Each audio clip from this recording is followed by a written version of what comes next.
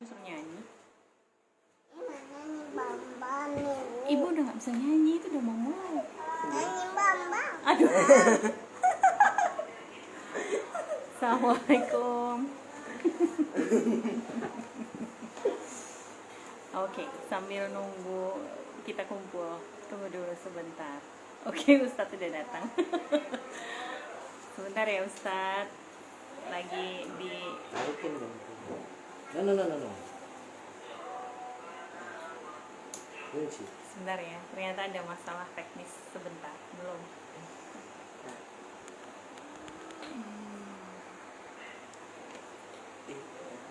Udah kah? Better. Better. Better banget.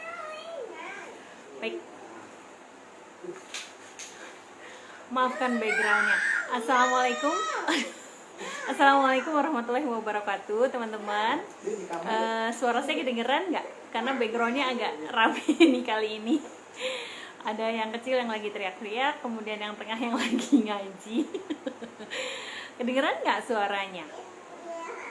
Komen dong kedengeran enggaknya. Siapa takutnya saya suaranya nggak keluar. Mbak Zila, kedengeran nggak suaranya Mbak Zila? Semoga keluar ya. Saya tunggu feedback dulu nih. Keluar nggak? Oke, baik. Oke, karena keluar. Lanjutin ya. Terima kasih teman-teman yang sudah datang lagi di acara Instagram live-nya Sedekah Oksigen. Hashtagnya Rabu Sedekah Ilmu. Ini entah pertemuan keberapa, bulan ketiga kayaknya kita lakukan Instagram live. Tujuannya, niatnya adalah untuk bersedekah ilmu, karena kita nggak bisa jalan-jalan jauh, jadi mumpung masih di rumah kita berusaha apa yang bisa kita lakuin gitu ya. Nah, malam ini temanya adalah tentang menghafal Quran gitu. Segala sesuatu tentang menghafal Quran mau kita bahas hari ini bersama salah satu ustadznya anak saya. Salah satu ustadznya anak saya begitu ya. Beliau yang beberapa tahun belakangan ini mendampingi anak saya untuk menghafalkan Quran. Nah, beliau adalah Ustadz Ramdan. Waalaikumsalam, Mbak Prima ya, Pratnya Paramita nih Mbak Prima ya, tetangga. Ya, beliau adalah Ustadz Ramdan, kami memanggilnya Ustadz Ramdan, lulusan dari Universitas Al-Azhar Kairo. Untuk lebih jelasnya tentang biodata beliau dan kegiatan beliau, nanti kita langsung ngobrol aja sama beliau. Oke, saya invite dulu karena beliau sudah hadir. Yes.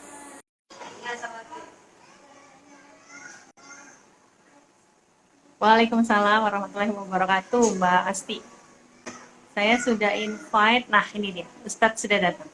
Suara saya kedengaran, Ustadz? Jelas, Bu Fani. Oh iya, alhamdulillah. Assalamualaikum. Lama nggak ketemu hadap-hadapan. Waalaikumsalam, Bu Fani. Gimana kabarnya, Bu Fani?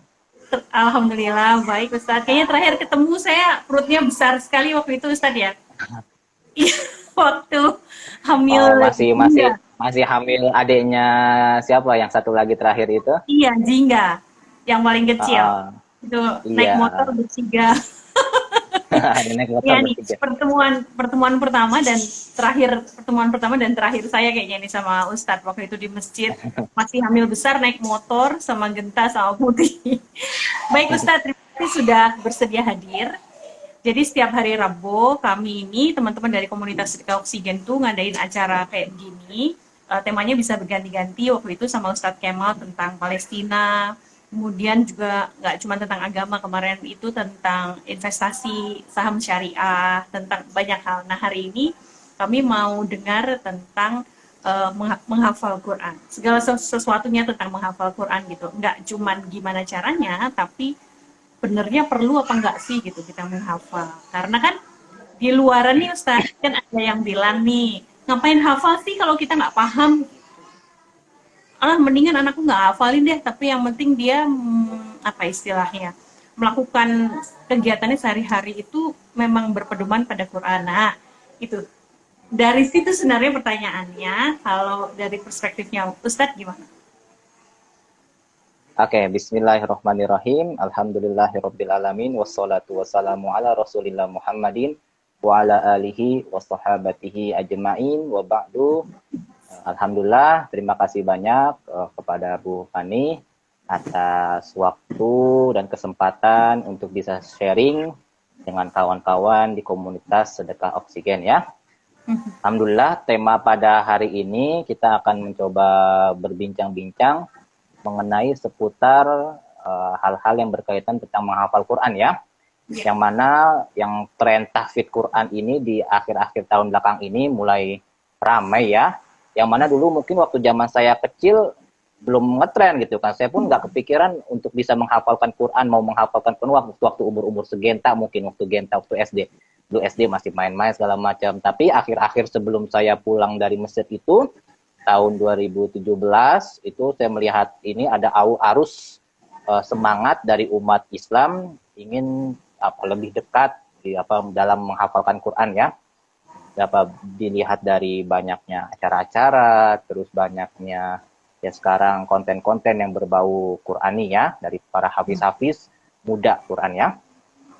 Jadi sebelum kita beranjak berbicara jauh soal menghafal Quran, seperti biasa, kalau kita dulu belajar di Al-Azhar, kita kalau ingin mengetahui atau mengenali suatu kegiatan, itu kita harus mengetahui dengan baik definisi kegiatan tersebut.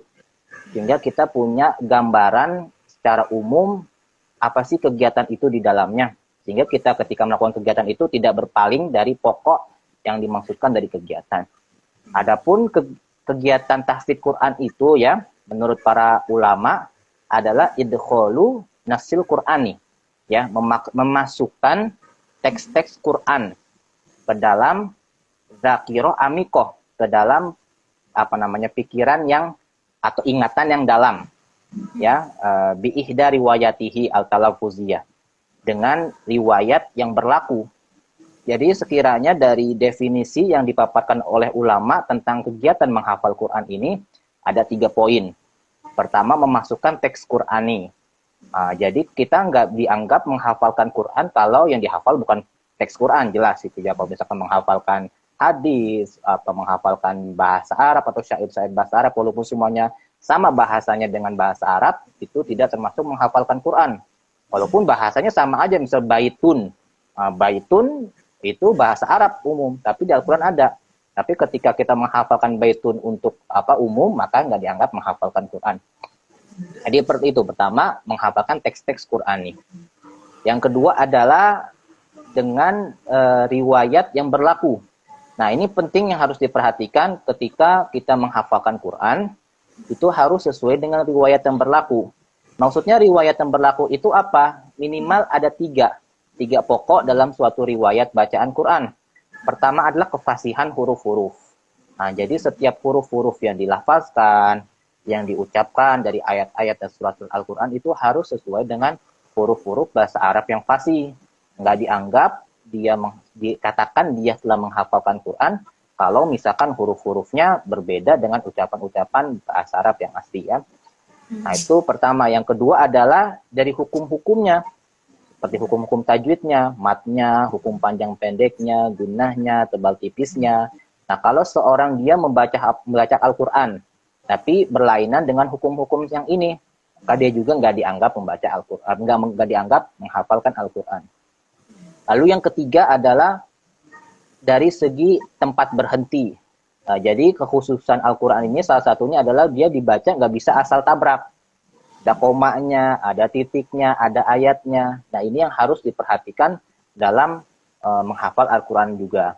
Jadi nggak dikatakan dia menghafalkan Quran, oh saya hafal dari Al-Fatihah sampai Anas. Tapi saat dibaca ditabrak-tabrak aja. Nah, itu dia juga nggak dianggap sebagai penghafal Quran.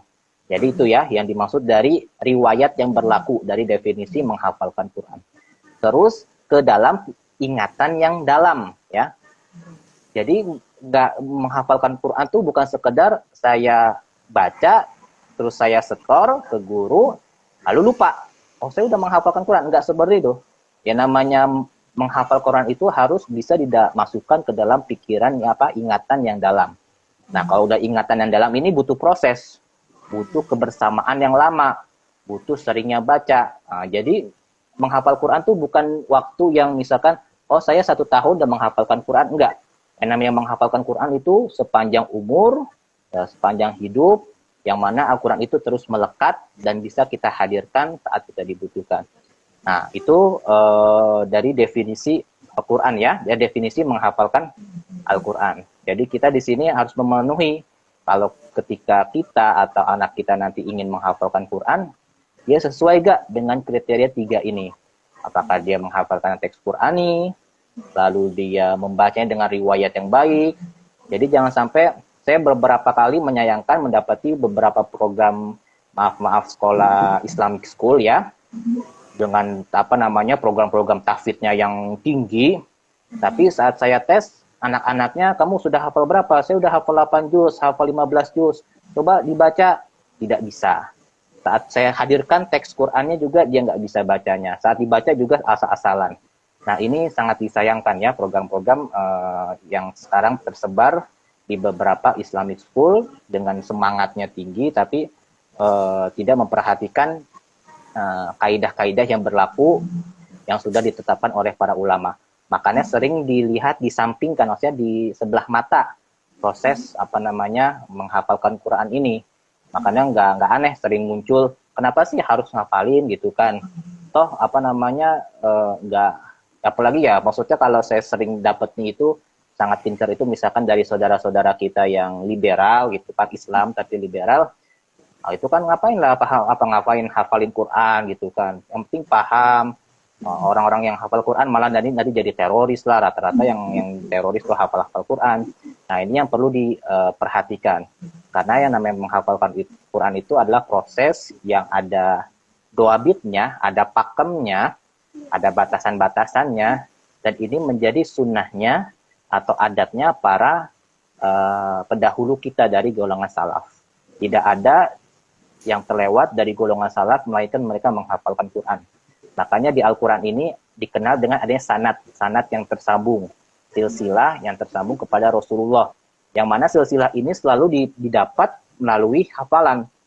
Misalkan saya menghafalkan di hadapan guru saya, nah itu saya menghafalkan 30 juz dan guru saya pun menyebutkan, oh saya pun menghafalkan di hadapan si fulan. Lalu si fulan menghafalkan di hadapan fulan sampai para tabi'in menghafalkan di hadapan sahabat menghafalkan di hadapan Rasulullah SAW. Jadi seperti itu. Pertama adalah ketika kita menghafal Quran harus dipahami dengan baik definisi atau pengertian dari menghafalkan Quran tersebut ya. Tadi 3 poin, memasukkan teks Qurani sesuai riwayat yang berlaku ke dalam ingatan yang dalam ya. Lalu mungkin ada atau masih saya lanjutkan? Atau ada masukan dari Bu?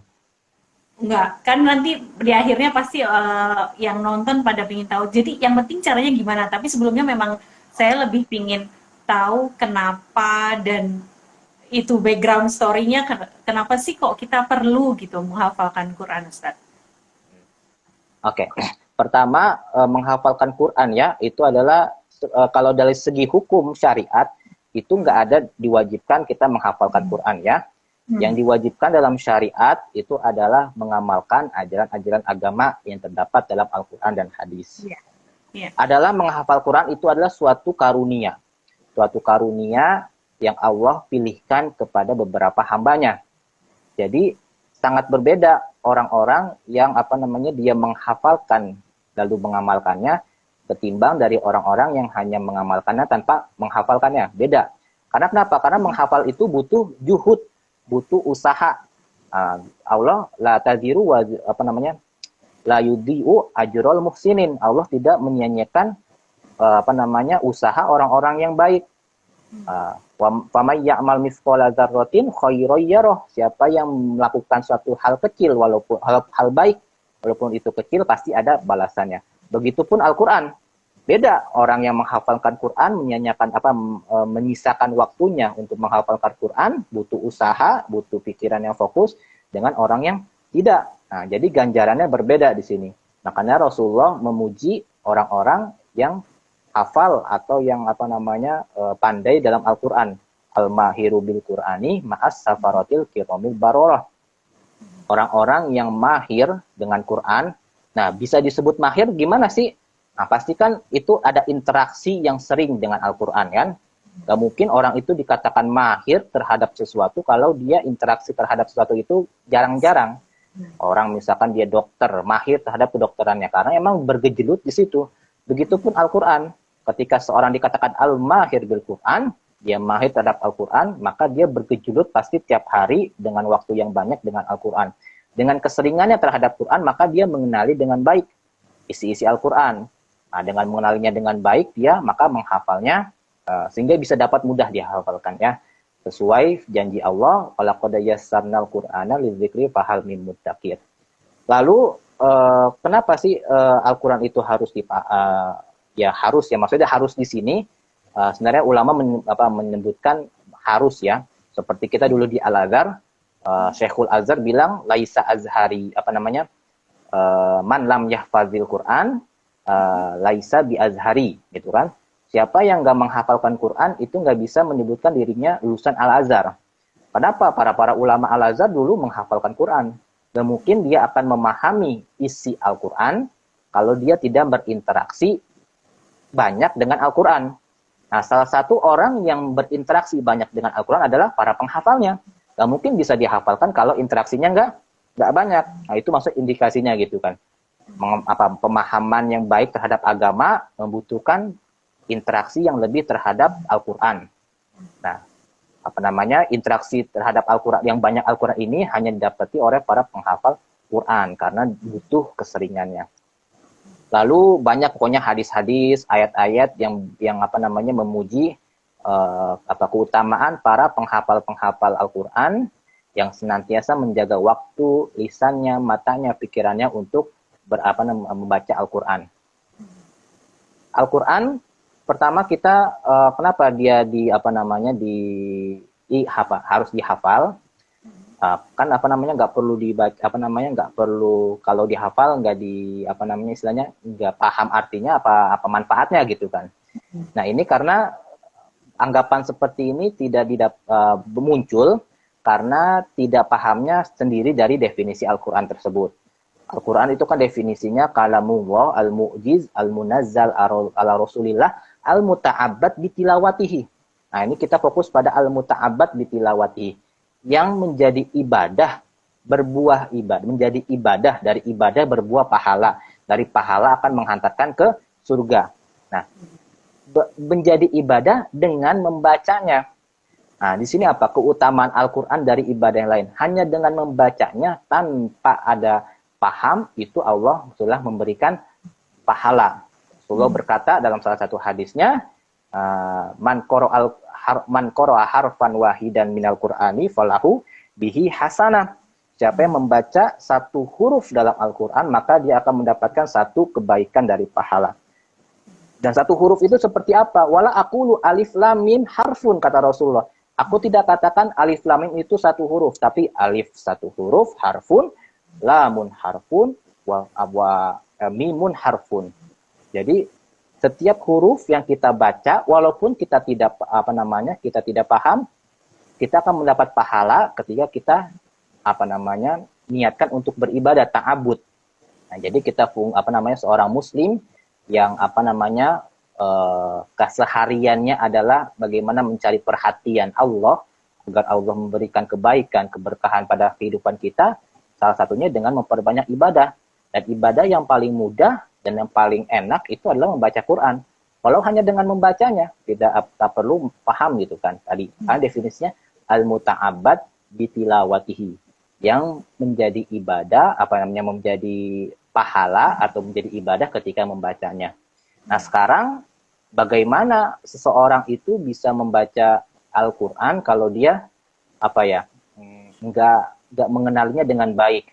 Atau misalkan sulitlah buka Al-Quran kalau kita masih sulit membacanya. Jadi malas gitu kan. Kenapa nggak baca Quran?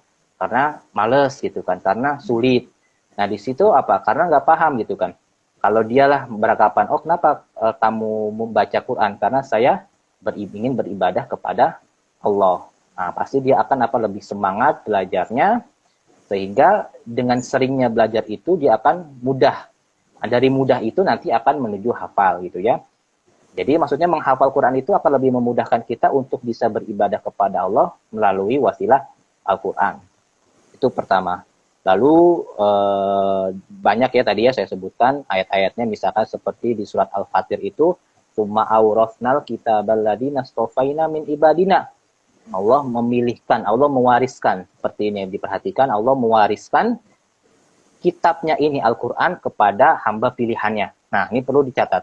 Jadi Al-Quran itu para penghafal Quran itu yang benar-benar mereka menghafalkan Quran itu bukan karena sekedar usahanya, tapi memang Allah pilihkan. Jadi misalkan Bu Fani punya harta berharga gitu kan, punya berangkas. Bu Fani mau menitipkannya atau mewariskannya, apakah sembarang orang Bu Fani akan mengasihnya? Nggak mungkin kan? Hanya orang-orang yang Allah yang memang Bu Fani percaya, Bu Fani tahu dia memang orang baik, pasti Bu Fani percayakan. Seperti itulah Al-Quran. Nggak mungkin orang Al-Quran ini dibawa oleh orang-orang yang memang Allah anggap ini na'udzubillah dia nggak baik gitu kan ya.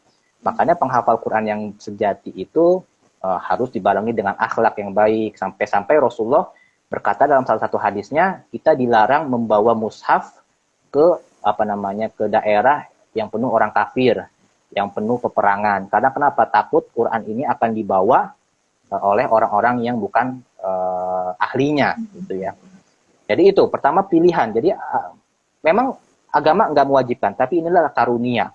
Pilihan Allah yang memilihkan. Ketika kita misalkan alhamdulillah saya dikaruniai untuk bisa menghafalkan Quran, atau anak keturunan saya bisa menghafalkan Al-Quran.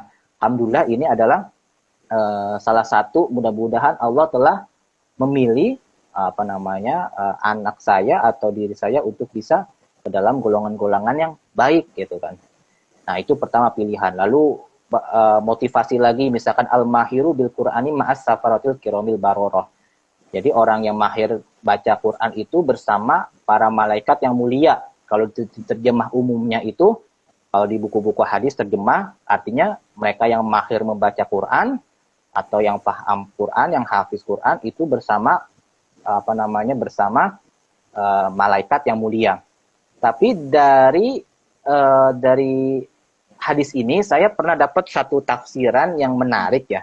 Dulu waktu di Kairo, sepulang saya dari ngaji, saya naik angkot gitu kan, naik angkot carry gitu, jadi mobil carry. Dalamnya cuma ada 2 orang, satu supir sama kakek-kakek agak tua. Nah, saya masuk di tengah obrolan mereka, lagi ngobrol, lagi menanggapi radio yang lagi disetel. Nah, radio yang lagi disetel itu adalah Izaatul Quran. Ya pokoknya channel untuk Al-Quran lah gitu kan. Jadi ada bacaan Quran, ada ceramah-ceramah Al-Quran. Tiba-tiba dalam channel itu disebutkan hadis tadi, Al-Mahiru bil Qur'ani ma'as safaratul kiramil baroroh. Nah, tiba-tiba si kakek itu menyeletuk ke supir. Ya bang gitu kan istilahnya bahasanya. Bang supir, kamu tahu gak artinya safaratul kiramil baroroh dalam hadis tersebut gitu kan.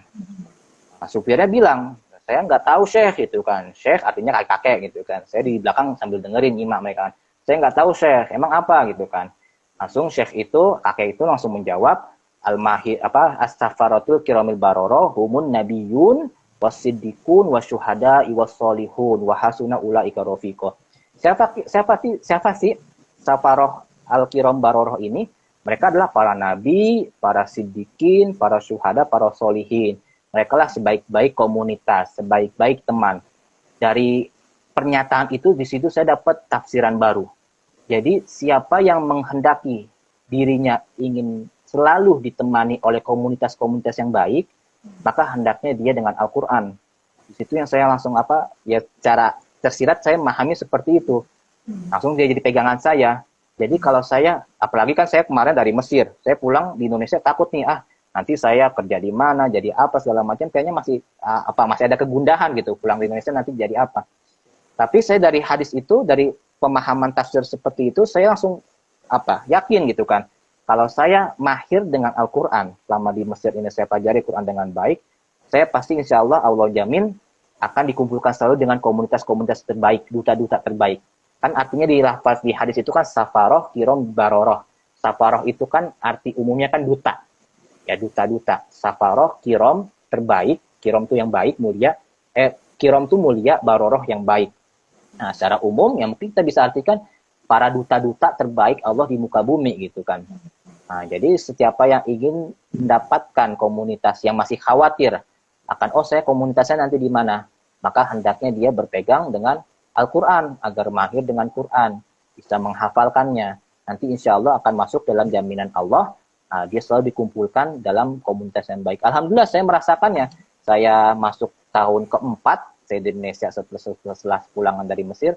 Alhamdulillah komunitas saya komunitas Quran semua gitu kan. Komunitas orang baik, segala macam. Itu yang salah satu mungkin karunia yang Allah berikan dari mungkin belajar saya dulu di Al-Quran di Mesir. Lalu di sini pokoknya banyak ya hadis-hadis ya yang menyebutkan. Jadi motivasinya kenapa sih? Ya kenapa? Karena orang muslim senang dengan fadilah, karunia. Istilahnya kalau kita belajar dapat gaji pokok, pengennya gaji lebih juga kan? Biar ada dapat ini. Nah, cara mendapatkannya pasti dengan wasilah-wasilah yang lain. Nah, orang muslim, makanya Rasulullah bersabda kan, kalau kamu berdoa, mintalah surga Firdaus. Jangan nanggung-nanggung gitu kan. Yang paling baik. Nah, yang paling baik itu nggak bisa dapatkan sekedar ya pokok-pokok aja gitu kan. Emang ada hadisnya gitu kan. Ada orang Badui datang ke Rasulullah. Rasulullah, bagaimana kalau saya mengerjakan sholat, puasa, haji, terus saya nggak menambahkan, nggak mengurangkan. Apakah saya masuk surga? Iya, kamu masuk surga. Jelas masuk surga gitu kan. Tapi akan berbeda tingkatan surga orang yang memperoleh fadilah sama orang yang sekedar meneruskan wajib-wajibnya aja. Jadi itu motivasi utama seorang muslim itu adalah keutamaan Al-Quran yang mengangkat diri seorang hamba, ya. Lalu banyak lagi di sini, misalkan saya punya Imam Ibnu Jazari mengatakan dalam kitabnya yang fenomenal, yang mana ini menjadi rujukan dalam periwayatan Al-Quran, dalam belajar Al-Quran. Kalau kita punya hadis, kita rujukannya Imam Bukhari. Nah, kalau dalam qiraat, dalam Quran, itu rujukannya adalah Imam Ibnu Jazari, kitabnya ya. Dia berkata apa dalam kitabnya? Wa ba'du fal insanu laisa yashrufu illa bima yahfazuhu wa ya'rifu. Jadi manusia itu, salah satu faktor kemuliaan manusia menjadi mulia itu adalah dengan apa yang ia hafal dan ia ketahui, yang meresap dalam diri dia. Jika seorang itu yang meresap dalam dirinya adalah unsur-unsur yang negatif, maka dia menjadi negatif. Kalau yang menjadi unsur positif, maka menjadi positif. Bagaimana kalau yang dihafalkan adalah kalamullah, kalamnya Allah, maka akan berbeda. Maka apa? Lidzaka kana hamilul Qur'ani asyrafal ummati ulil ihsani. Maka karena sebab hal inilah, maka para penghafal Quran inilah, penghafal Quran yang sebenar-benarnya ya, adalah semulia-mulianya umat ulil ihsani, yang memiliki kebaikan. Ya, jadi motivasi utama menghafalkan Quran adalah pertama adalah dorongan-dorongan ruhani ya. Dorongan-dorongan ruhani, bukan sekedar beasiswa. Sekarang udah banyak kan ada beasiswa apalah buat jalur Quran, itu enggak, itu semua ke belakang ya. Jadi motivasi kenapa sih harusnya di sini bukan wajib ya. Harus itu adalah dorongan kuat, sunnah muakkadah. Kayak misalkan sholat ke masjid, bagus sholat ke masjid atau sholat di rumah gitu kan. Sholat ke masjid 27 derajat, di rumah 1 derajat aja. Nah, menghafal Quran pun seperti itu. Cuma membacanya, tilawah, atau dengan menghafalkannya. Jelas menghafalkannya lebih mulia daripada membacanya. Jadi pertama adalah kenapa harus menghafalkan Quran? Karena adalah dorongan ruhani yang sangat kuat ya, ikatan seorang muslim terhadap hal-hal yang mendorong dia kepada kebaikan, haus akan kebaikan. Dan yang paling mulia, semulia-mulianya hal kebaikan itu adalah yang berkaitan dengan zat ya.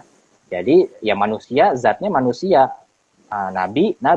Sekarang yang paling mulia zatnya siapa? Ya zat Allah Subhanahu wa taala, zatnya Tuhan.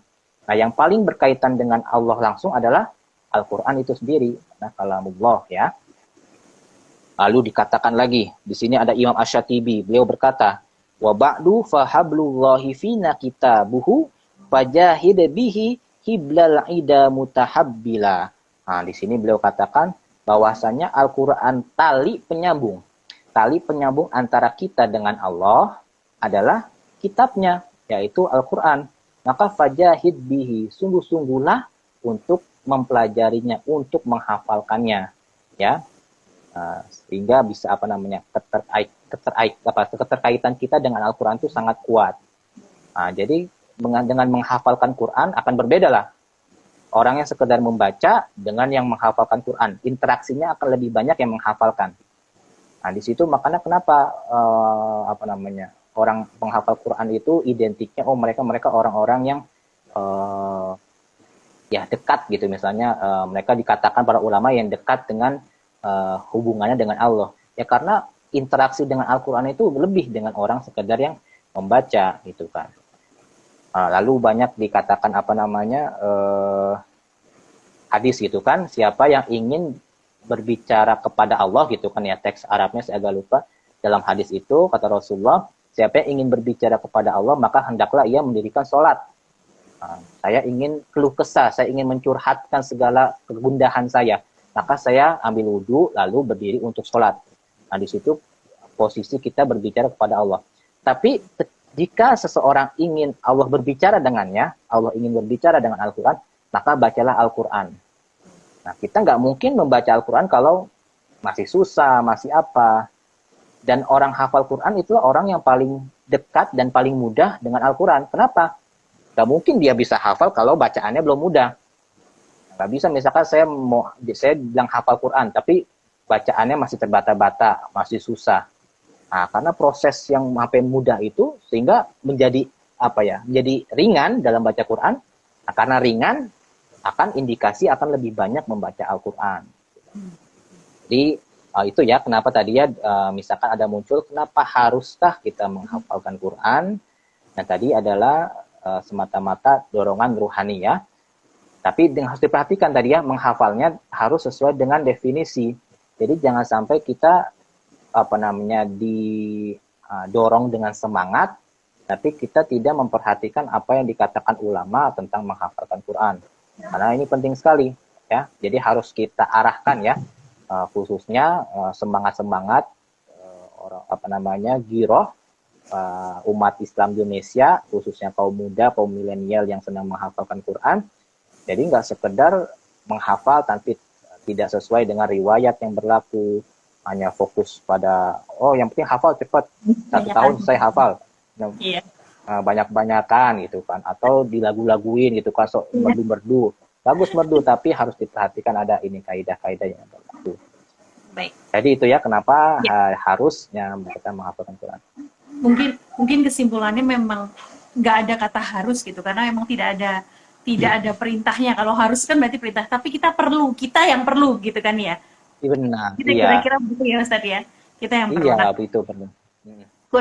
Sebelum kita masuk ke tentang gimana caranya, yang saya yakin kemudian akan ada banyak pertanyaan, dan nanti habis ini kita juga undang salah satu orang tua dan muridnya Ustadz Ramdan juga. Kita mau ngobrol juga sama mereka tentang gimana sih prosesnya mereka menghafal. Sebelumnya kita jawabin dulu ada beberapa pertanyaan Ustadz. Tadi ada yang pertanyaan, kalau bacanya terjemahannya gimana Ustadz? Apakah memang lebih baik baca yang tidak ada yang bukan terjemahan gitu? Mungkin maksudnya ini tadi pertanyaan dari Mbak Wide. Apakah itu artinya lebih baik baca huruf Arabnya dibandingkan huruf Latinnya? Begitu ya Mbak Wide ya pertanyaannya ya? Sebentar saya coba cek ke atas. Tadi pertanyaannya di atas, manakah pertanyaannya? Ya, intinya sih tadi pertanyaannya begitu Ustadz. Apakah memang lebih baik membaca yang bukan terjemahan dibandingkan membaca yang terjemahannya gitu? Mungkin karena belum lanjut baca tulisan Arabnya gitu kan, terus baca tulisan Latinnya gitu. Gimana itu Ustadz kalau itu? Nah ini kalau dari pertanyaan yang saya lihat ini kemungkinan ada dua hal yang bisa saya pahami ya. Antara dia maksudnya baca Quran dengan Quran terjemahan atau Quran Latin gitu kan, atau dia baca Quran baca terjemahannya gitu. Atau saya nggak bisa baca bahasa baca artinya gitu. Itu ada dua kemungkinan dari pertanyaan itu yang saya pahami ya. Tapi coba kita terka, kalau misalkan yang dimaksud adalah pertama gitu kan, lebih utama mana baca Quran yang nggak ada terjemahannya atau ada terjemahannya gitu kan. Yang pastinya kalau menurut ulama itu yang lebih afdol adalah yang tanpa terjemah. Karena al-mushaf itu yang dikatakan dia membaca seorang di atas mushaf adalah mushaf itu lebih banyak ayat-ayat Qur'annya ketimbang yang bukan Al-Qur'annya. Jadi kalau misalkan ada Al-Qur'an dicetak gitu kan, terus dibarengi dengan terjemah, maka itu bukan dikategorikan mushaf lagi, yang mana nggak termasuk dalam ayat la yamassuhu illal mutahharun gitu kan. Mushaf Quran tidak disentuh melainkan oleh orang-orang yang disucikan. Nah, jadi itu kalau dikatakan dari pertanyaan itu lebih afdol mana saya membaca mushaf yang ada terjemahannya atau yang bersih tanpa terjemah. Pasti lebih yang afdol yang tanpa terjemah. Kalau yang membaca Quran terjemahan, maksud saya membaca terjemahan Quran, ini mungkin pahalanya berbeda ya. Setiap aktivitas itu ada perbedaan. Maksudnya ada semuanya masing-masing kebaikan. Kalau memang niatnya membaca terjemahan Quran itu untuk memahami isi Quran, itu dapat pahala juga. Jadi pahala memahami. Tapi membaca Al-Quran sendiri, ya membaca Qurannya sendiri, lafaz-lafaz teks-teks Qurannya sendiri, itu pahalanya tersendiri. Jadi semuanya ada bagian-bagiannya. Yang pastinya yang saya ingin sampaikan dari hal ini ya, ketika kita tidak bisa membaca Al-Quran, itu usahakan jangan keluar dari dua kelompok ini. Dari hadis Rasulullah, al-mahiru bil Quran ma'as safaratul kiramil barorah. Orang yang mahir baca Quran akan bersama komunitas yang baik. Kalau saya nggak bisa Ustadz baca Quran, saya payah. Apakah saya udah tinggalin, nggak usah belajar? Nah ini jangan. Kata Rasulullah apa? Walladhi yatata'tahu fihi wa alaihi syaqqa atau wa huwa yashtaddu falahu ajron. Kata Rasulullah, kalau dia nggak mahir, ada orang yang membaca terbata-bata dan dia kesulitan. Kesulitan kenapa? Karena ingin bisa. Jadi ada orang yang terbata-bata tapi sekedar lewat bacanya. Tapi Rasulullah memberikan permisalan di sini nggak sekedar membaca terbata-bata, tapi ada rasa syak, rasa berat, rasa susah payah. Kenapa susah payah? Karena ingin bisa. Nah, kata Rasulullah apa? Falahu ajron, dapatkan 2 ganjaran. Ganjaran membacanya setiap huruf dapat pahala, dan ganjaran sulitnya dia membaca itu dapat ganjaran. Jadi ketika kita misalkan saya nggak bisa baca Quran Ustaz, saya baca terjemahnya aja, maksudnya artinya aja deh saya gitu kan, saya baca artinya, yang penting saya paham gitu kan. Nah itu bagus, tapi usahakan ada dorongan untuk belajar, karena tadi ada jaminan dari Rasulullah, ada pahala yang, jadi proses belajar itu nggak belajar sia-sia gitu, walaupun cuma sehari 1 huruf atau 1 baris gitu, payah sekali gitu kan. Tapi di situ kata Rasulullah, ya kan, walladzi yatata'tahu wa alaihi syaq falahu ajrun. Dia terbata-bata dan berat, itu ada ganjarannya. Setiap huruf yang dia baca itu dapat pahala. Yang semakin sulit, semakin berat dia baca itu dapat pahala juga ya. Jadi itu ya mungkin dari pertanyaan yang saya tadi lihat ini, bagaimana jika yang dibaca Quran terjemah. Tadi saya belum tahu nih yang maksudnya apa, ya, tapi saya terka mungkin ada 2 tadi ya, 2 ya. Membaca Quran yang terjemah, membaca Quran lewat terjemah atau bukan, atau membaca terjemahan Quran. Oke. Ini ada satu lagi pertanyaan Ustadz sebelum kita undang Mbak Juni. Assalamualaikum Ustadz Afwan, saya mau bertanya, bolehkah wanita yang haid menambah hafalan baru karena sedang tahap belajar dengan memegang Al-Quran terjemahan atau tafsir? Mohon pencerahannya Ustadz. Syukron. Gimana Ustadz? Oke, di sini masuknya ke ranah fikih ya. Di sini ada perbedaan pendapat, tapi yang menjadi pegangan, yang sering jadi pegangan oleh para penghafal Quran, khususnya para masyayikh Quran itu, bahwa para hafizah Quran, para perempuan ya, muslimat yang sedang menghafalkan Al-Quran, itu tetap boleh menghafalkan Al-Quran ketika dalam keadaan haid. Ya dengan poin-poin seperti misalkan jangan menyentuh mushaf. Nah, jangan menyentuh mushaf maksudnya apa? Tadi mushaf dikatakan sesuatu itu mushaf kalau seluruhnya Quran, banyaknya Quran gitu kan. Jadi saya boleh buka lewat terjemah atau boleh saya lewat tafsir Quran. Misalkan saya beli tafsir Ibnu Katsir. Nah, saya menghafalkan dari situ. Nah, yaitu pertama, menghafalkannya jangan melalui mushaf. Yang kedua, diniatkan untuk belajar, bukan ibadah. Ya, jadi niatkan kalau ibadah orang yang haid itu nggak boleh, sholat pun belum memang Allah memberi hikmah untuk menstop untuk sholat, puasa segala macam, begitupun baca Quran. Nah, maka ketika dia menghafalkan, maka diniatkan untuk belajar agar hafalannya tidak hilang.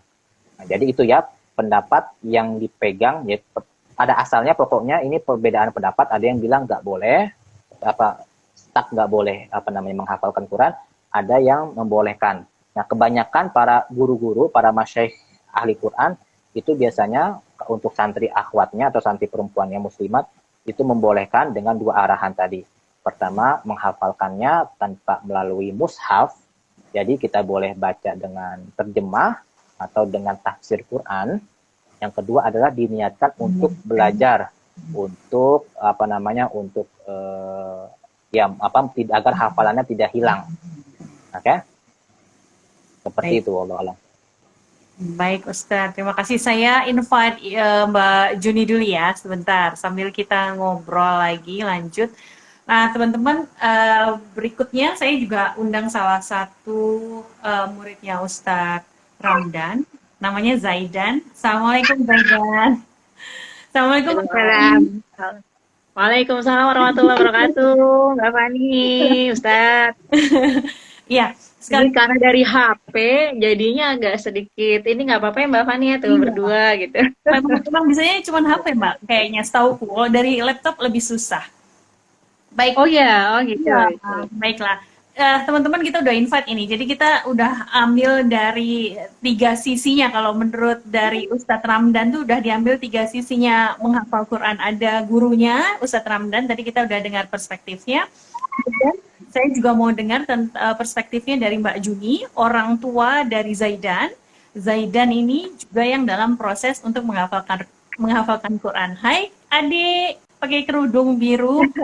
Banyak banget pertanyaan, tapi belum bisa dijawab. Sebentar ya. Banyak. Mbak Fani, mohon maaf, pasukannya jadi banyak ini. Gak apa-apa, Mbak. Apa-apa. Ini banyak pertanyaan, tapi belum kita jawab dulu ya, teman-teman. Kita ngobrol dulu sama Zaidan, sama Mbak Juni. Sebelum ke Mbak Juni, saya ngobrol dulu sama Zaidan dulu deh. Zaidan udah berapa lama jadi Zaidan ngafalin Quran? Udah tahun kurang ya. Setahun. Setahun. Sama Ustadz. Setahun sama Ustadz Ramdan ya? Tapi sebelumnya udah pernah belum? Belum pernah. Baru ini aja. Baru sama Ustadz Ramdan aja. Sekarang boleh tahu udah berapa hafalan, berapa juz hafalannya? Nah, udah 4 juz setengah, hampir 5 juz. Hampir 5 juz, alhamdulillah. Sebelumnya, sebelum belajar sama Ustadz Ramdan, sekarang kelas berapa Zaidan? Kelas 6. Kelas 6 SD, oke. Kelas 6 SD sudah hampir menghafalkan 5 juz. Zaidan sekolah di sekolah umum kan ya? Zaidan sekolah umum ya? Sekolah umum, bukan pesantren. Jadi Zaidan ini profilnya adalah, saya pernah dulu ngobrol sama Ustadz Ramdan, sebenarnya Ustadz Ramdan itu tertarik untuk mengajak anak-anak di kota gitu untuk menghafalkan Quran. Katanya kalau anak di pesantren ngafalin tuh udah banyak begitu ya. Tapi ini Ustadz pinginnya anak-anak di kota, waktu itu sebutannya katanya anak kompleks, tapi kemudian menurut saya kayaknya bukan anak kompleks, tapi anak kota gitu. Yang dia tetap sekolah biasa begitu, tapi ada waktunya yang disisihkan buat ngafalin Quran. Nah, profilnya Zaidan ini kayak begini kurang lebihnya. Sebelum ngafalin sama Ustadz Ramdan, dites dulu nggak Zaidan? Ya boleh. Jadi, kemarin dites dulu nggak sama Ustadz Ramdan sebelum ngafalin? Dites ya? Pakai voice note ya? Dites baca nggak? Iya, dites baca. Ya, tes baca. Dites baca ya. Karena setahu saya juga Ustadz Ramdan agak ini nih, soal kalau mau ngafalin harus sudah lancar dulu. Zaidan dari umur berapa belajar baca Quran, nak? Sebenarnya dari kecil, tapi dari kecil itu mau ngapal tapi nggak jalan-jalan. Mau ngafal Jadi, tapi nggak jalan. Udah salah. punya tujuan kecil itu mau ngapal, tapi enggak sesuai target gitu. Masih apa namanya? Enggak sesuai target. Kadang-kadang enggak, kadang-kadang iya gitu. Oh, Jadi Zaidan, enggak sesuai target lah. Zaidan memang pingin, Pengen memang pingin. Sejak kapan pingin, nak? sejak kecil. Sejak kecil Iya, pingin. TK, Kecil luar biasa. TK apa kelas 1 apa berapa? Oh, sekitar TK kelas 1 lah ya. Yang bikin pingin waktu itu apa, Zaidan? Yang bikin pingin Hmm. waktu itu tuh apa ya? Pokoknya diceritain sama bunda waktu kadang-kadang naik motor ke sekolah. Awalnya bunda di motor tuh ngaji. Nah, terus apa sih itu? Nanya gitu. Pas nanya, tiba-tiba jadi mau ikut ngaji, diajarin lah. Waktu itu sempat hafal di motor itu Anaba Naziat sama apa sebenarnya? Sama Basa.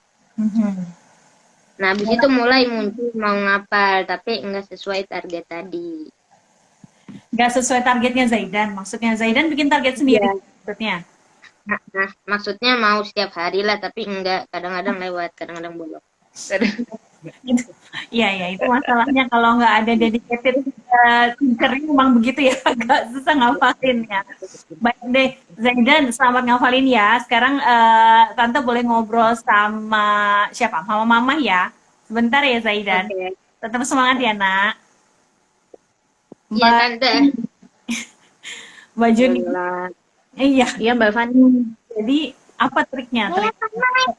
Cara ngenalinnya gimana sih kok sampai di usia TK, SD kelas 1 dia udah pingin gitu ngafalin Quran? Awalnya gimana? Awal banget itu saya itu kan dulu setelah nikah itu sering kali keguguran, Mbak. Jadi dari 6 kali hamil itu boleh sedikit ya Ustaz cerita ya dikit aja. Jadi karena sering keguguran itu kebetulan saya hamil 6 kali, lalu alhamdulillah yang lain itu sempat 3 kali keguguran, 1 meninggal. Alhamdulillah Allah takdirkan yang 2 ini gitu ya. Yang 2 ini untuk kami didik gitu, kami bimbing. Pingin rasanya yang 2 ini menjadi investasi dunia akhirat gitu. Latar belakangnya sih sebenarnya dari yang surat At-Tahrim itu yang di ayat 6 ya. Ya ayyuhalladzina amanu qu anfusakum wa ahlikum naro gitu. Jadi ya kalau boleh GR gitu dikit ya Ustadz ya, mungkin kita yang dipanggil gitu dengan sebutan orang-orang yang beriman gitu ya, boleh ya. Tapi kondisinya kan saat itu kita harus menjaga diri kita dan keluarga kita dari api neraka. Itu bagaimana kondisinya gitu. Sementara kondisi saat ini ya yang kita tahu anak-anak itu mungkin banyak yang diminta oleh orang tuanya untuk yang penting hafal gitu. Yang penting hafal. Zaidan ini tipe anak yang nggak mau ikut les gitu. Pokoknya dia nyaman lah dengan kondisi di sekolah gitu ya. Kebetulan sekolahnya kan tidak terlalu beban dengan akademis ya. Jadi dia agak santai gitu, anaknya agak santai. Aduh ini gimana ini dek? Nggak apa-apa. Anaknya agak santai. Anaknya kebetulan agak santai. Jadi di umur 3 tahun itu saya sendiri yang pegang karena waktu itu saya punya niat untuk sebisa mungkin anak-anak saya bisa baca Quran itu saya yang mengajarkan. Saya punya niat seperti itu. Jadi karena gaya belajar kinestetik itu seringkali sambil main bola gitu, seringkali sambil bergerak gitu. Anaknya memang kinestetik. Alhamdulillah semakin dia besar atensinya gitu terhadap belajar itu jauh lebih besar ya. Nah setelah itu mulai saya tawarkan, nak ikut TPA yuk. Enggak bun, ikut ini yuk. Enggak pokoknya setiap saya tawarkan untuk ikut aktivitas di luar sekolah selalu nggak mau gitu. Terus sampai tiba-tiba Zaidan mungkin kesel ya saya tawarkan terus ikut yuk ada ini nih, ada tempat tahfidz nih, mau nggak gitu. Sampai jawaban dia begini waktu itu, Bunda, aku itu pingin ngasih kesempatan buat Bunda itu dapat pahala untuk ngajarin aku gitu. Akhirnya setelah itu saya, ya Allah, berarti kan bundanya ini kurang gitu. Maksudnya masih banyak kekurangan dari sisi keilmuan gitu. Kebetulan saya merasa saya terlambat juga belajar Quran itu. Saya terlambat gitu. Jadi saya pingin anak saya ini saya mengajarkan dulu dengan tangan saya gitu ya. Alhamdulillah Allah juga yang mentakdirkan untuk ketemu dengan Ustadz. Waktu itu alhamdulillah saya juga kebetulan muridnya Ustadz gitu kan. Terus alhamdulillah juga semuanya mengalir gitu ya atas izin Allah gitu. Jadi ketemu Ustadz, terus udah gitu dapat informasi waktu itu Ustadz sedang mencari khusus untuk kelas intensif. Alhamdulillah Zaidan bisa bergabung sampai saat ini gitu. Ya motivasinya itu sih sebetulnya Mbak Fani.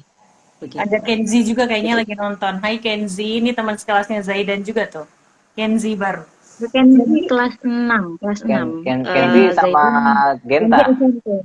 Kenzi Oh iya, masih Kenzi kelas 1 ya, masih iya. kelas 1 SMP nih ceritanya. Berempat, Iya. 2 kelas 6, 2 kelas 7 ceritanya. Terus Betul. perjuangannya gimana Mbak? Karena kalau dari sisi saya nih, kalau Mbak Juni bilang Mbak Juni lambat belajarnya, saya nggak tahu apa yang tepat buat saya Mbak. Itu nanti lewat cerita di belakang lagi, cerita di belakang ya Mbak ya. Tapi Iya, baik. Waalaikumsalam warahmatullahi wabarakatuh Kenzi. Itu Kenzinya lagi nonton. Nah, apa namanya strugglingnya apa Mbak selama proses mendampingi Zaidan menghafal? Karena kalau dari sisi saya jelas banyak ya. Nah, kalau dari sisi Mbak Juni apa? Ya. Jadi sebetulnya kalau Zaidan ini anaknya itu nggak seneng maksudnya ayo Zaidan, ayo segera yuk, temennya udah sekian nih, udah sekian jus gitu, enggak. Tapi saya pribadi lebih ingin Zaidan itu berusaha untuk menikmati setiap ayat-ayat yang dia hafal gitu. Pelan-pelan kan berproses ya Ustadz ya. Jadi karena proses itulah yang mungkin dilihat sama Allah gitu ya. Maka saya nggak pernah sekalipun untuk mendorong Zaidan untuk mempush gitu, mempush enggak gitu. Zaidan ini lebih seneng gitu, dia pengen punya keinginan untuk bisa paham gitu. Saya bilang nggak apa-apa nak, menghafal itu jauh lebih mudah gitu, pelan-pelan. Untuk memahami Quran itu butuh waktu, pelan-pelan, insya Allah nanti Zaidan bisa gitu. Namanya anak-anak ya Mbak, on off ya, semangatnya kadang-kadang seperti itu. Jadi memang saat berusaha menjaga itu, pada akhirnya saya pun banyak belajar dari Zaidan. Contohnya setiap ada liburan, saya itu selalu membuat satu project gitu untuk Zaidan bisa mentadaburi sedikit lah ya. Tahu sih apa sih terjemahan kan karena anak-anak ya kadang-kadang ngelirik terjemahan itu kadang-kadang jarang gitu. Sementara kita nggak tahu ya ternyata di dalam isi Al-Quran itu sangat luas gitu ya karena kita nggak tahu ilmunya saja gitu. Mungkin kita dapat cipratan airnya saja sudah alhamdulillah ya sudah seneng banget gitu. Wah ternyata semakin mendalami Al-Quran itu seolah semakin menyelami itu. Hanya saja perangkatnya kita nggak ada gitu. Harus bisa bahasa Arab gitu kan. Kita nggak ngeh gitu. Maka saya buat program kecil-kecilan. Jadi waktu itu saya buat program ketika Zaidan SD 1 ya, saya lupa kelas 1, itu membuat percobaan ulat lalu kita amati terus udah gitu jadi kepompong dalam kondisi berapa hari gitu. Itu program saya yang saya buat sendiri. Ulat terus cari ulat jeruk waktu itu. Jadi kita bergerilya untuk cari ulat jeruk terus udah gitu kami amati berubah menjadi kepompong nggak lama berubah menjadi kupu-kupu gitu. Itu buat anak seumuran Zaidan saat itu amazing sekali gitu. Intinya apa? Di situ ada satu ayat yang saya sangat terinspirasi. Latar kabun atau bakon antobak dari surat Al-Insyiqaq. Saya lupa ayat-ayat berapa. Tapi itu mengajarkan anak saya itu bahwa kita nantinya akan seperti si kupu-kupu gitu. Ulat lalu jadi kupu-kupu gitu. Zaidan yang tadinya nggak ada dalam perut bunda, terus tiba-tiba ada dalam satu titik dalam perut bunda, lalu tiba-tiba menjadi bayi gitu. Bertingkat-tingkat nanti Zaidan akan mengalami itu, mengalami masa anak-anak, lalu nanti berubah menjadi fase pemuda gitu kan, nanti berubah menjadi fase dewasa gitu. Allah mentakdirkan itu. Dan intinya apa? Intinya bagaimana caranya kita bisa mengisi kehidupan dengan sebaik-baiknya gitu. Itu buat anak sekecil itu untuk memasukkan materi seperti itu mungkin nggak gampang ya gitu. Jadi mungkin ada percakapan-percakapan yang saya bangun yang membuat dia pada akhirnya tahu gitu. Jadi kayak kemarin program liburan lagi saya buat program dari sekolah sebetulnya untuk menanam jahe. Jadi menanam jahe itu anak-anak nggak hanya pencitraan ya, nanam jahe terus difoto, jekrek dikirim gitu. Tapi betul-betul harus diamati kondisi tanaman itu bagaimana. Bahkan tunasnya itu betul-betul harus dihitung gitu. Jadi tiap hari kerjaannya begitu. Gitu sampai pada akhirnya saya terpikir tuh, kan ternyata banyak tuh ayat Al-Qur'an yang menggambarkan tentang kondisi tumbuhnya tumbuhan gitu. Dari mulai benih dimasukkan ke dalam tanah, lalu tiba-tiba ada air yang mengguyur gitu, lalu tiba-tiba pecahlah menjadi kecambah gitu. Itu alhamdulillah dia jadi semakin tahu, oh ternyata ada loh di surah Abasa gitu, oh ternyata ada loh itu di surah An-Naba gitu. Kondisinya begitu. Jadi pelan-pelan saya pingin Zaidan ini nggak hanya segera gitu berproses, pokoknya hafal titik gitu, enggak gitu. Selalu yang saya tekankan adalah nggak boleh bangga kalau misalkan hafalan kamu banyak gitu. Tapi akhlak kamu jauh dari Al-Quran, jadi kita nggak boleh bangga seperti itu. Jadi kondisinya ketika kita menghafal Quran, insya Allah mudah-mudahan kita jaga akhlak kita gitu. Insya Allah Allah yang akan menjaga kita gitu sih Mbak gitu. Jadi ya suka dukanya ya begitu gitu. Bahkan kadang-kadang kalau ngafal itu saya kalau lagi di motor itu sambil boncengin Zaidan itu ternyata lebih cepet tuh ternyata anak-anak. Jadi saya talkinin gitu kan sambil naik motor gitu kan. Terus alhamdulillah kok cepet nih hafalnya gitu. Alhamdulillah gitu. Gitu sih Mbak Fani. Bagian apa nih Mbak? Ini pertanyaan terakhir ya buat Mbak Juni sebelum kita balik lagi ke Ustadz. Dari menemani Zaidan, apa ada perubahan nggak di diri Mbak sendiri dalam rangka nemenin Zaidan ngafalin Quran? Jadi harus banyak belajar lagi ya. Orang tua gitu nggak ada yang sempurna gitu. Bahwa pendidikan yang terbaik adalah pendidikan dari orang tua gitu, dan orang tua memang harus banyak belajar. Salah satunya saya belajar dengan Ustadz Ramdan, itu salah satunya ingin mendapatkan karunia dari menghafal Al-Quran. Pelan-pelan gitu ya Ustadz ya. Tolong didoakan semoga Zaidan istiqomah, saya juga sebagai orang tuanya bisa istiqomah mencintai Al-Quran dan mengamalkan Al-Quran gitu ya di dalam semua lini gitu, dan mudahkan juga untuk kami bisa pelan-pelan untuk mentadaburi isi Al-Quran sedikit-sedikit, tipis-tipis aja sih, nggak usah tebal-tebal, tipis-tipis aja gitu, tapi mudah-mudahan merasuk ke jiwa. Yang tadi saya bilang, kita itu ternyata cuma dapat cipratannya Al-Quran aja udah senang luar biasa gitu ya, padahal ternyata lebih dari itu ya Ustadz ya. Gitu. Itu sih Mbak Fani. Baik Mbak. Ya Allah, ini mohon maaf, ini ada yang nongol-nongol ya Mbak Fani. Tenang, sebentar lagi ada yang nongol di sini. Nah, kan. Oh ya. Memang sama aja sukanya begini. Sama aja. Awas kakinya kena, permisi. Ya, Mbak Juni, makasih obrolannya. Lain kali kita undang khusus untuk orang tua anak-anak yang sedang berusaha menghafal Quran gitu ya. Saya sering banget tuh bilang sama Genta juga gitu.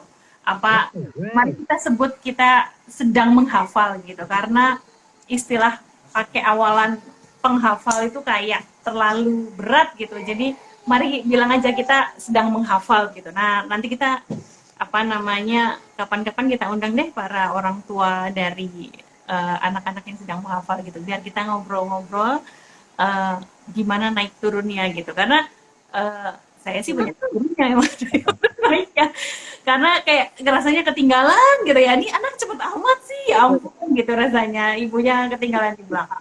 Baik Mbak Juni, terima kasih sharingnya, semoga tetap istiqomah Zaidan dan kita parents juga anak-anak kita untuk tetap terus menghafal.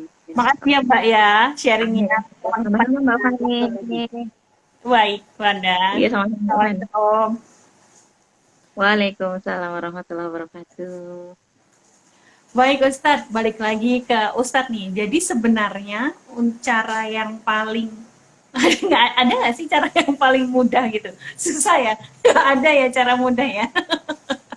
Oke, cara yang paling tepat untuk menghafal Quran itu langkah-langkahnya gimana sih? Oke, pertama cara ya, saat kita masuk ke tata cara, yang harus kita hilangkan pertama itu adalah cara instan ya. Kenapa? Karena Al-Quran itu tadi kita sampaikan adalah membacanya ibadah gitu kan. Jadi semakin yang kita banyak baca itu adalah berbuah pahala. Berapa banyak waktu yang kita gunakan untuk menghafalkan Al-Quran, itu maka waktu yang terjaga. Sampai-sampai para masyayikh kita dulu itu di Mesir, itu waktu yang digunakan untuk menghafalkan Quran itulah waktu muqaddasah, waktu suci dalam sehari. Maksudnya apa? Menghafal Quran itu butuh apa? Butuh konsentrasi, butuh kita suci, ambil wudhu dulu, kondisi yang baik. Maka ketika kita menghafal Quran itu waktu kita terjaga. Mata kita terjaga dari hal-hal yang buruk, pikiran kita terjaga dari pikiran-pikiran yang lain, tangan kita, hati kita. Nah, ini disebut waktu muqaddasah. Jadi, kalau saya sering sampaikan kalau kepada para yang ingin menghafalkan Quran, hilangkan cara cepat gitu kan. Mau cepat-cepat apa gitu kan, mau cepat-cepat hafal. Hafal udah nggak beribadah lagi, hilang. Lebih baik kita menghafalkan misalkan 20 tahun, tapi selama 20 tahun itu waktu kita terjaga gitu kan. Misalkan satu hari dalam sehari 1 jam. Itu satu hari dalam 20 tahun ke depan, itu waktu kita selalu bersama Quran. Berbeda misalkan, saya hafal 1 tahun misalkan. Terus 3 tahun saya nggak murojaah, udah merasa hafal gitu kan. Hilang waktu kita bersama Quran. Intinya menghafal Quran adalah kebersamaan. Intinya lah kebersamaan kita. Ketika kita mendedikasikan diri kita ingin menghafalkan Quran, maka pastikan diri kita akan terus membaca Quran, murojaah, menghafalkan sampai akhir hayat kita. Jadi jangan, misalkan udah saya 1 tahun selesai. Ya mungkin target khatam, ada target khatam. Itu sesuai ini. Tapi untuk misalkan saya akan hafal selesai, itu gak ada kata hafal. Makanya dalam tradisi menghafalkan Quran, itu dalam khataman Quran, ketika kita membaca surat An-Nas kan, qul a'udzu birabbin nasi malikin nasi ilahin nasi min syarri waswasil khannas alladzi yuwaswisu fi sudurin nasi minal jinnati wan nas. Itu enggak di-stop, enggak baca doa, tapi langsung dibalik lagi ke Fatihah, ke Al-Baqarah kita baca. Jadi kita stopnya tuh di Al-Baqarah. Kenapa? Untuk mengisyaratkan bahwa yang namanya menghafal Quran, menghatam Quran itu terus-menerus. Kalau kita stop di Al-Anas, udah kita stop kita di akhir. Tapi kita di stop di awal lagi agar kita bisa melanjutkannya. Jadi pertama itu ya, untuk tata cara, jadi hilangkan namanya cara instan ya, karena ini adalah ibadah ya, proyek besar, setiap satu hurufnya adalah pahala, adalah kedekatan kita kepada Allah Subhanahu wa taala ya. Lalu sebelum saya masuk ke tata cara, di sini saya mau melengkapi lagi, indah sekali ya ucapannya Imam Ibnu Jazari dalam mensifati para penghafal Quran. Tadi saya sampaikan, wa ba'du fal insanu laisa yashrufu illa bima yahfazuhu wa ya'rifu. Ya, bahwa manusia itu tidaklah menjadi mulia melainkan dengan apa yang ia hafalkan, yang ia masukkan ke dalam tubuhnya, dalam dirinya. Maka apa? Liza kakana hamilul Qur'ani asyrafal ummati ulil ihsani. Maka karena demikian, para penghafal Quran lah yang paling mulia di umat Islam ini. Karena selalu berkaitan dengan kalamullah. Wa innahum finnasi ahlullah. Bahwasanya para ahli Quran ini, para hafal Quran ini adalah keluarganya Allah.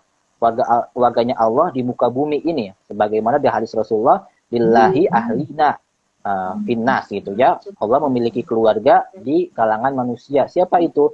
Ahlullahi, ahlul Quran ya. Wa khossatuhu. Wa inna rabbana bihim yubahi. Dan Tuhan kami, yaitu Allah, membanggakan para penghafal Quran di hadapan para malaikat ya. Itu jelas ya, salah satu hadis mengatakan bahwa lidahnya, lisannya orang yang menghafalkan Quran itu akan dijaga, Allah haramkan. Allah haramkan lidahnya menyentuh api neraka. Mudah-mudahan kita bisa termasuk pada golongan tersebut, yang mana lidah kita terjaga dari api neraka berkat keberkahan Al-Quran ya. Wa qala fil Qur'ani anhum wa kafa. Beliau berkata lagi bahwa cukuplah Allah telah memuji mereka di Al-Quran. Bi annahu awrasahu manistofahu. Kan? Bahwasanya Al-Quran ini, para penghafal Quran ini adalah orang-orang yang Allah wariskan, Allah pilihkan. Nah, tadi saya sampaikan, penghafal Quran itu bukan karena dirinya. Saya mendedikasikan, saya mencap diri saya menghafal Quran. Engkau bisa menghafalkan Quran karena Allah memberi karunia. Allah telah mewariskan pada engkau untuk bisa menghafalkan Quran.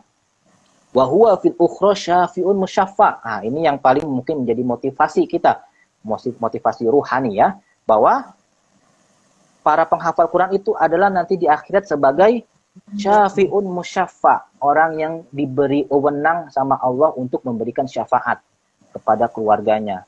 Jika kita memiliki misalkan ada keluarga-keluarga kita yang kira-kira mereka semasa hidupnya tidak beramal dengan baik, maka kita bermotivasi diri kita untuk bisa menjadi penghafal Quran. Semata-mata mudah-mudahan bisa menjadi wasilah mengangkat para keluarga-keluarga kita yang mungkin nggak seberuntung kita waktu sehidupnya. Nah, itu ya, syafi'un musyaffa ya. Fihi wa qawluhu alihi yusma ya. Bahwa perkataannya ahli Quran nanti di akhirat itu akan didengarkan. Maksudnya diminta untuk memberi syafaat kepada fulan-fulan itu masih diberikan nanti sama Allah. Yu'ta bihil mulka ma'al khuldi idza tawajjahu tajal karomatil kaza ya. Lalu diberikan kemuliaan untuk kepada para ahli Quran, pada penghafal Quran, begitupun kepada orang tuanya nanti diberikan diberikan mahkota dan jubah kebanggaan ya. Jadi itu tadi beberapa mukaddimah dari Imam Ibnu Jazari ya, pakar Al-Qur'an yang menjadi rujukan kita. Nah, ketika kita ingin menghafal, masuk ke tata cara menghafalkan Quran. Pertama pasti motivasinya ya. Motivasinya pertama tadi saya sampaikan kenapa menghafal Quran, karena motivasi ruhani. Motivasi ruhani yaitu adalah orientasinya adalah untuk kehidupan akhirat nanti, kebahagiaan. Jadi nggak semata-mata misalkan sekarang banyak tadi, yang menghafal Quran akan dapat beasiswa ini, yang menghafal Quran akan dapat hadiah umroh, yang menghafal Quran akan hadiah. Nah, itu tolong jauhkan gitu ya. Walaupun saya menghafal Quran tapi nggak dapat apa melalui dunia, tapi mudah-mudahan menjadi motivasi kita untuk bisa nanti kebahagiaan di akhirat ya. Itu pertama, motivasinya harus ditanamkan, itu adalah motivasi investasi nanti untuk di akhirat. Kedua, yaitu adalah pasti niat ikhlas ya tadi ya, motivasi ruhani dan niatnya ikhlas. Kata cara yang pertama yang paling nggak bisa dilepas. Mau nanti kita gimana caranya, yang penting tadi dua pokok itu, motivasi ruhani dan niatnya ikhlas. Lalu kedua adalah mencari guru. Mencari guru ini sangat penting. Banyak beberapa orang yang menghafal Quran secara otodidak. Bisa aja menghafalkan secara otodidak. Tapi itu menyelesihi adat atau kebiasaan para ahli Quran. Para ahli Quran berkata, para tabi'in, al-qira'atu sunnatun muttaba'ah. Membaca Quran itu adalah sunnah yang diwariskan, adat yang diwariskan. Akhadhallahiku anil awwali ya. Yang orang kemudian mengambil dari yang sebelumnya. Maksudnya junior mengambil dari senior. Nah, itu sunnahnya para ahli Quran. Jadi alangkah baiknya ketika kita ingin menghafalkan Quran atau kita ingin mengarahkan pendidikan anak-anak kita pada Quran, maka carilah guru yang mendampingnya. Itu apakah gurunya itu kita sendiri sebagai orang tua atau kita cari pembimbing guru yang membimbingnya. Jadi jangan pilihkan, anak saya mau hafalkan Quran, oke, saya kasih get misalkan, biar dia dengerin murotal, atau saya kasih mushaf yang warna-warni segala macam, enggak gitu. Ya, menurut para ahli Quran, kalau seseorang ingin menghafalkan Quran, maka cari guru. Itu yang pertama. Yang kedua ya, jadi harus punya gurunya dulu.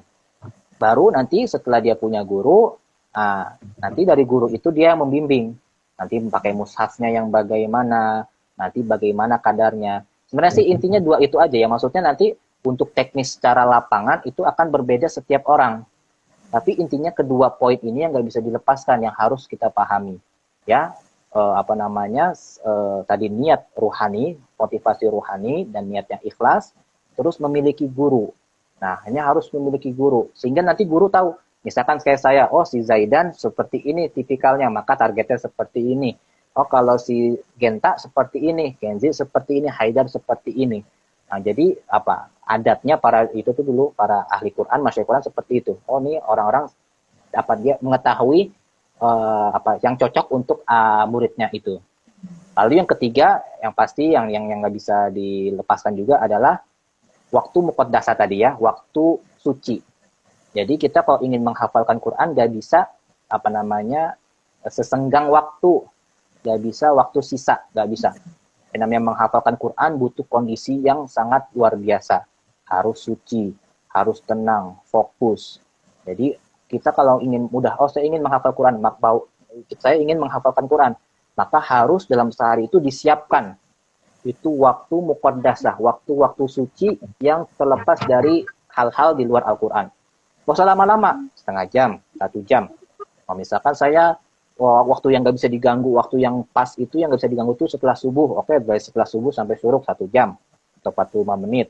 Atau misalkan, oh saya waktu siang lagi kosong, nah, itu apa namanya, nah, dia pakai siang atau sore atau antara maghrib dan isya. Setiap orang berbeda-beda waktu khususnya. Tapi yang pastikan dalam menghafal Quran itu nggak bisa sesenggangnya ya, nggak bisa. Oh misalkan, oh saya sambil apa namanya, misalkan sambil kerja ngafalin, sambil apa, nah, itu mungkin bisa tapi akan sedikit. Tapi apa namanya ya, ada adab yang ditinggalkan. Para masyayikh kita menekankan adanya al-awqatu al-muqaddasah, waktu-waktu suci yang kita jauh, yang kita memang benar kau perlu mandi dulu lah, pakaian baju bagus lah, fokus, tutup kamar segala macam, nggak ada yang ganggu. Itu khusus untuk Al-Quran. Ya sebenarnya saya kalau untuk berbicara soal cara menghafal Quran, saya nggak mau muluk-muluk ya. Mungkin orang yang lain mungkin oh begini caranya. Saya hanya selalu mengatakan ke berbagai tempat cuma 3 ini aja. Pertama, bagaimana motivasi ruhani kita agar kita kalau dapat celoteh yang nggak enak kayak tadi Bu Fani bilang, kenapa sih harus ngafalin Quran? Mending paham segala macam ini. Nah kita nggak goyah gitu kan. Karena motivasi rohani dan niat yang ikhlas tadi. Lalu kedua, harus punya guru. Cari gurunya. Nah, sekarang memang kesulitan kita adalah kita kurangnya SDM untuk mengajarkan Quran. Saya agak sedih waktu pertama kali saya sampai di Indonesia, saya sampai di suatu sekolah, saya pertama kali kerja, itu ada yang menyeloteh gitu kan. Udah yang mengajarkan tahfidz Quran itu siapa aja bisa gitu kan. Udah guru si fulan aja, guru si fulan ini. Nah, ini dalam hati saya nggak bisa ada goncangan. Menghafalkan Quran ini butuh kemahiran. Gak bisa kita sekedar saya bisa abata terus saya mengajarkan tahfidz Quran. Gak akan mungkin seseorang itu bisa bisa mengajarkan sesuatu kalau dia enggak pernah belajar secara menyeluruh. Gak mungkin dia bisa menghafalkan Quran kalau dia belum pernah menghafalkan Quran juga gitu kan. Nah ini yang repotnya yang saya didapati, berapa banyak SDM Al-Quran gitu kan, mereka dedikasinya mengajarkan tahfidz Quran, tapi backgroundnya bukan penghafal Quran. Jadi nggak tahu proses yang dialami. Nah itu ya pentingnya harus ada guru. Ya. Lalu ketiga adalah tadi waktu muqaddasah. Harus memang disiapkan waktu muqaddasah, waktu suci yang dimana di situ mungkin dia murojaah apa yang ditugaskan oleh gurunya, menambahkan hafalan segala macam. Adapun teknisi lapangannya itu kembali ke gurunya nanti. Gimana nanti cara ininya itu setiap orang berbeda. Ada yang Allah karuniakan cepat, itu gurunya arahkan cepat. Kalau ada yang menengah, apakah diarahkan cepat juga? Enggak. Menengah, cari yang menengah. Ada yang lambat, jadi ada prioritas masing-masing. Ya, jadi seperti itu aja. Saya ada program gitu kan, saya memprogramkan gitu kan 6 tahun ya, 6 tahun. Saya tuh sangat punya angan-angan gitu kan, membumikan program anak SD tak hafal Quran gitu kan. Jadi selama 6 tahun itu mereka menghafalkan Quran gitu kan, 30 juz. Jadi mereka maksudnya mengisi waktu-waktu SD mereka itu menghafalkan Quran. Nah itu yang saya ada program, saya ingin bumikan, tapi yang mudah-mudahan Allah kasih taufik gitu kan. Jadi kalau tadi ya kembali lagi kesimpulannya, mungkin akan muncul ganjal. Kok setelah jawabannya kayaknya kurang ini nih cara menghafalkan Quran. Sedangkan saya pengen Qurannya ngafalin Qurannya cepat gitu kan. Itu sepanjang saya yang saya pelajari, yang saya dapat dari guru-guru saya, itu saya hanya menyampaikan 3 orang aja ya. Saya tiga poin tadi. Ya, motivasi ruhani ikhlas, niat ikhlas dan motivasi ruhani. Lalu adalah memiliki guru. Yang ketiga adalah waktu muqaddasah. Waktu. Demikian Bu Fani, wallahu a'lam bishawab. Baik. Ustadz, satu pertanyaan terakhir sekaligus untuk menutup Instagram Live kita kali ini. Karena menghafal Quran itu berhubungan sama karunia, gitu kan ya. Apakah ada gitu hal-hal di luar dari teknis menghafal, di luar dari niat, di luar dari gurunya, di luar dari waktu yang memang perlu dilakukan oleh orang yang berniat menghafal, atau dalam kasus kami mungkin sebagai orang tua gitu. Di luar 3 hal itu ada nggak sih yang kita bisa lakukan untuk semacam memperkuat karunia itu gitu, atau kayak memohon supaya boleh dikasih karunia itu, ada nggak sebenarnya? Ya pasti tadi apa namanya, karena motivasinya ruhani, ya pasti ada kita sebagai umat Islam itu adalah umat yang mempercayai adanya kekuatan goib, zat yang memberikan kekuatan yang nggak kelihatan gitu kan. Jadi kita bukan orang yang materialis. Kalau saya bekerja maka hasilnya begini. Nah, kita umat Islam yang mempercayai adanya kaidah keberkahan ya. Jadi dari keberkahan misalkan berdoa, misalkan ya Allah saya pengen saya pengen anak saya atau diri saya jadi penghafal Quran. Jadi awalin dibarengi dengan berdoa gitu kan, jangan bosan-bosan berdoa gitu kan. Terus dengan misalkan sekarang kan mudah ya. Barusan tadi pagi ada salah satu murid saya, dia berkata gimana sih biar biar ada tarik ya, biar mudah lah gitu kan, murojaah segala macam.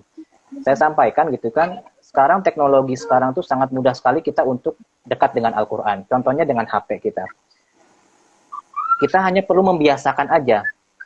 Syekh Ahmad Al-Masorowi pernah dalam salah satu cuplikannya beliau berkata, beliau terheran-heran, saya heran sekali kok para sahabat itu atau para tabi'in, para ulama itu bisa sangat dekat, bisa sangat lengket Al-Qur'annya, literasi Al-Qur'annya. Lalu saya kudapati, kata beliau, jawabannya bahwasanya mereka dulu berinteraksi dengan Al-Qur'an sebagaimana interaksinya orang sekarang dengan HP-nya. Kalaulah kita zaman sekarang interaksi dengan HP kita alihkan ke Al-Qur'an. Nah, itu pasti kita nggak ada pertanyaan bagaimana saya bisa penghafal segala macam. Jadi kan misalkan ada HP, misalkan sambil nunggu setel murojaah, murotal, tengahnya aja gitu kan, yang udah pernah dihafal gitu kan. Terus kalau misalkan saya boleh sharing gitu kan, kadang kalau saya lagi makan gitu kan, misalkan biasa kan makan tuh kan 15 menit gitu kan, 15 menit, 10 menit gitu kan. Udah daripada saya bingung segala macam ya saya di HP saya ada mushaf. Di HP saya ada aplikasi mushaf, saya buka halaman yang saya mau murojaah, satu halaman aja. Udah disetel murotal yang diulangin, yang bisa diulang untuk halaman itu aja. Udah, jadi maksudnya sambil makan, sambil murojaah, walaupun saya nggak baca gitu kan, sambil dengar murotal. Jadi tadi banyak ya untuk memperoleh karunia itu untuk di zaman sekarang nggak kalah ini juga dengan zaman dulu. Cuman karena kebiasaan kita aja yang ini, kita harus tingkatan lagi, kita yakinkan dengan doa kita minta doa dengan orang-orang yang soleh atau orang-orang lain. Lalu dengan kebiasaan kita, para salafus soleh bisa mencapai kemuliaan itu karena memang kedekatan mereka dengan Al-Quran sangat intens. Nah, yang istilahnya yang jadi penyakit kita tuh di zaman sekarang, kita lebih intens dengan gadget kita.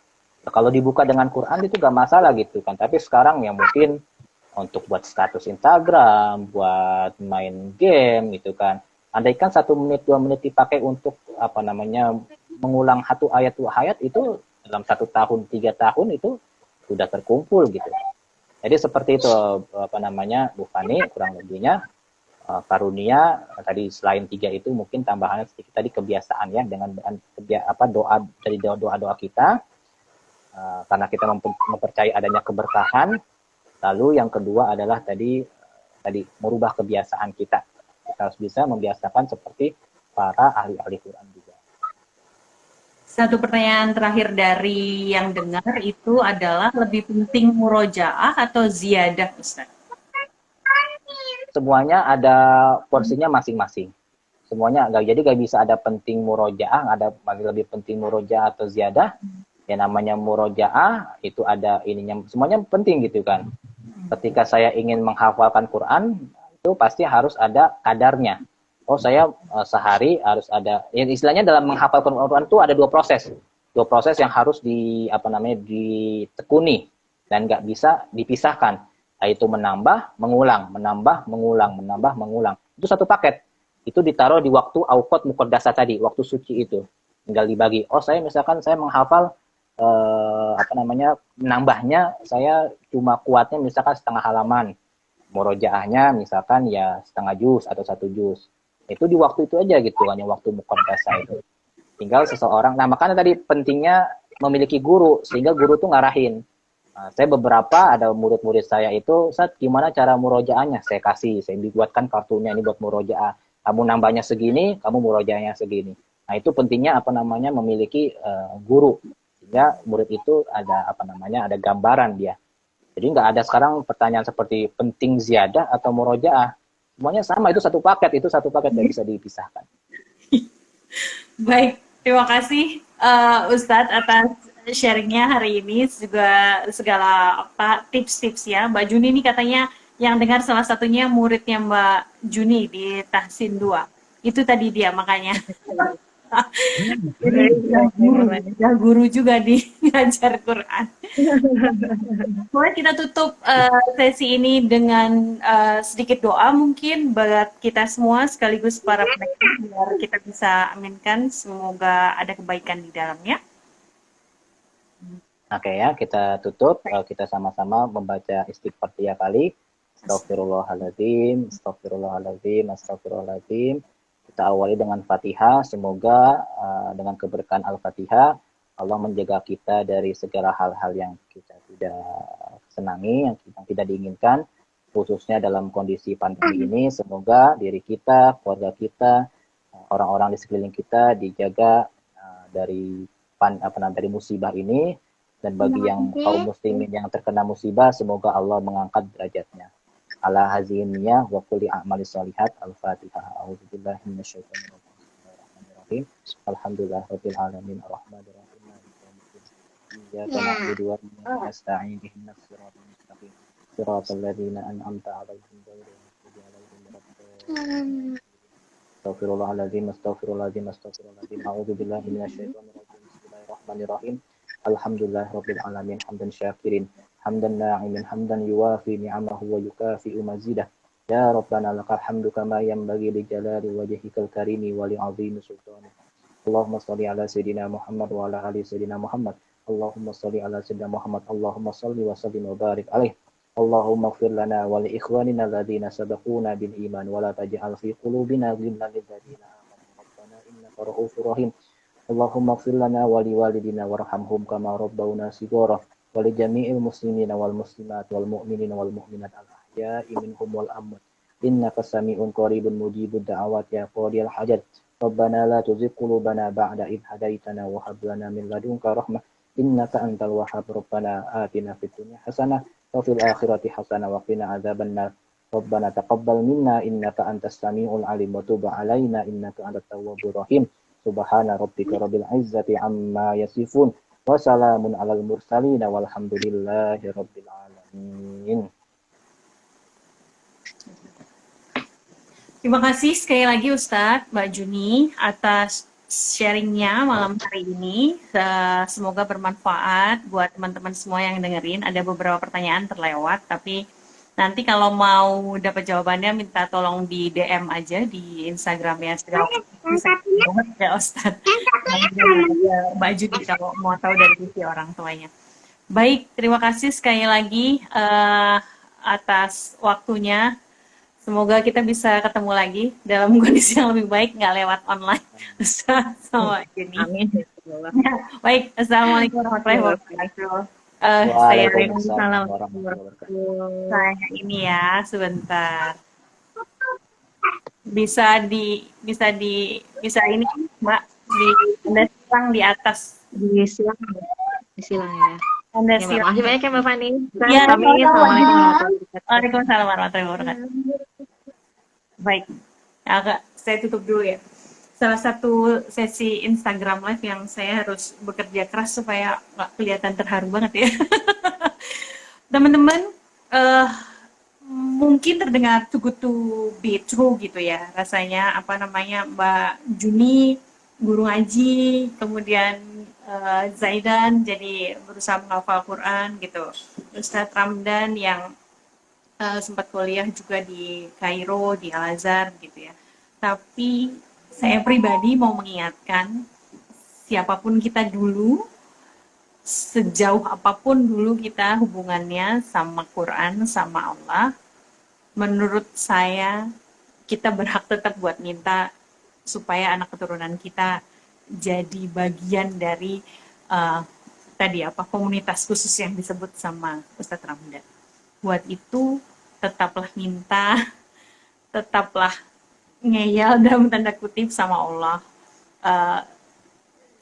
Salahnya kita dulu, nggak diterusin oleh anak-anak kita, justru itu jadi alasan buat kita makin mendekatkan anak-anak ke Al-Quran, ke Allah. Gitu kira-kira. Semoga ada manfaatnya. Kalau ada yang salah itu jelas datangnya dari saya. Kalau ada yang baik silahkan diambil, itu pasti datangnya dari Allah. Sampai ketemu minggu depan di Instagram live berikutnya dengan tema yang saya lupa. Besok dikasih tahu nanti di postingan Instagram. Gitu ya kurang lebih. Assalamualaikum warahmatullahi wabarakatuh. Selamat malam.